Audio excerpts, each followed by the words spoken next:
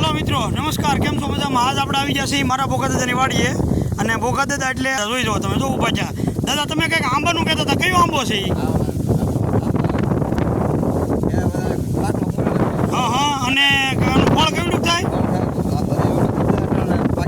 અને કેવડું થાય? શ્રીફળ જેવડું થાય? અને આ રોપડો છે કે કેટલો છે?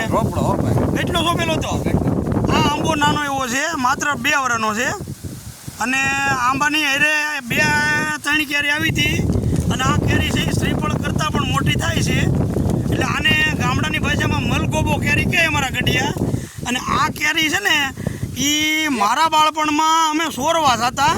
અને એ કેરી ક્યાં છે એ પણ હું તમને દેખાડું ટૂંક સમયમાં. એ કેરી સોરવા માટે અમે આ અમારા હેઠે અમારી બાજુની વાડી છે, અહીંયા આ આંબો છે, મોટો દેખાય છે, આપ જોઈ શકો છો. આ આંબો છે એ અમારે પહેલાં બાલુદાદા ગોરની વાડી હતી, કંટારવાળા. અને અત્યારે ખાટસુરાવાળા ઢાપા પાસે વાડી છે આ. અને એ આંબાને હાલની તારીખે કેરીઓ ત્યાં શ્રીફળ જેવડી કેરી આવડે છે, મોટી નાળિયેર જેવડી. અને મલગોબો કહે ભાઈ, હાસું નામ મને આવડતું નથી, પણ આ કેરી છે એ બહુ જબરી થાય. અને આ કેરી અમારે એક જણો એક કેરી ખાય ન કે દાદા, ધરાવવાની તો તમે કોઈ એક કેરી થોડી એવડી મોટી કૂટે.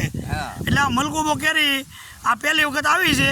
અને 5 વર્ષ પછી આ કેરીનો અહીંયા રાફડો ફાટેલો હોય છે, એટલી કેરી થવાની છે. જય હિન્દ, જય જવાન, જય કિસાન.